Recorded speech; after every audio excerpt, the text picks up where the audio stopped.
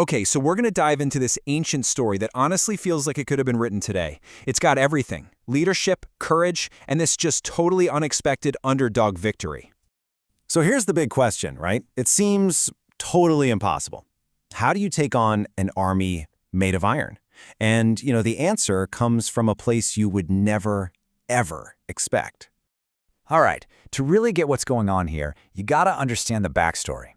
And let me tell you, for the people of Israel, things were bad. I mean, really bad. It was bleak.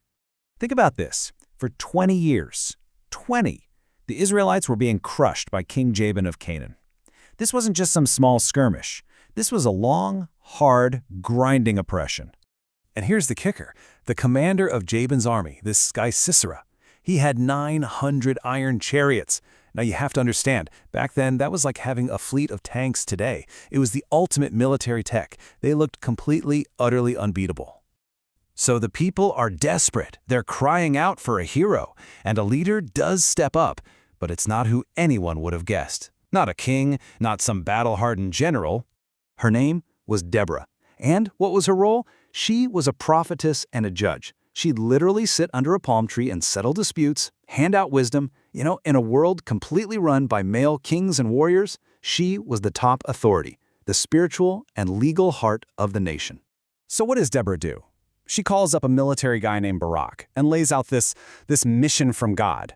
And it's not a suggestion, it's a command. Hey, Barak, go get 10,000 guys and go fight that invincible army with the 900 iron chariots. I mean, can you even imagine getting that order?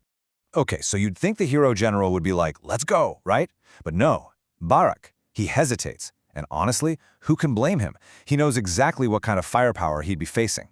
And this is where it gets really interesting, this back and forth. Barak says, okay, I'll go, but only if you go with me. He needs her, the prophetess, by his side. That's his one condition. And she's like, fine, I'll go. But just so you know, the credit for this win, it's not going to you. The Lord's going to give the glory to a woman. Talk about foreshadowing. So, with Deborah right there with him, Barak gets his 10,000 men together. They head for the river Kishon, and the stage is set. It's basically foot soldiers versus tanks. The odds do not look good.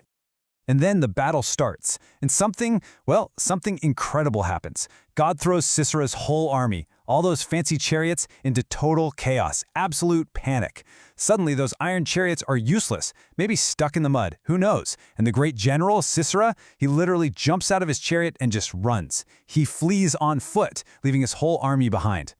For Barak's army, it was a total wipeout.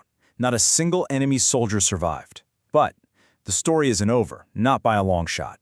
What about Sisera? And here's where that prophecy starts to come true in a way that, seriously, nobody could have seen coming. The general's on the run, looking for a safe place to hide. He ends up at the tent of a woman named Jael. Now, why there? Well, turns out his king had a peace treaty with her clan, so he thinks it's neutral ground, a safe house. And Jael, she plays along. She invites him right in. So inside the tent, things get really tense. He's thirsty, asks for water, but she gives him milk instead, which, is a lot heavier, more likely to make a tired guy fall asleep. And sure enough, the general is so exhausted, he's out like a light. And that's when Jael's hospitality takes a very, very dark turn. And there it is, exactly what Deborah prophesied. The enemy commander is defeated by a woman. So when Barak finally shows up hunting for Sisera, Jael just points him out.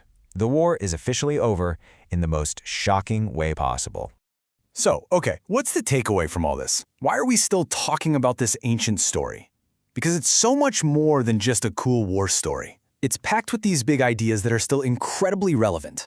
I mean, it really hammers home the idea that courage, faith, and just being willing to do something are what you need to take on these huge, impossible-looking problems. You've got Deborah's fearless leadership, Barak's, his hesitant faith that still got him to the fight, and Jael's decisive action. Everybody played a part, and their parts were messy and human. And that really leaves us with this one big question, right? What is real strength?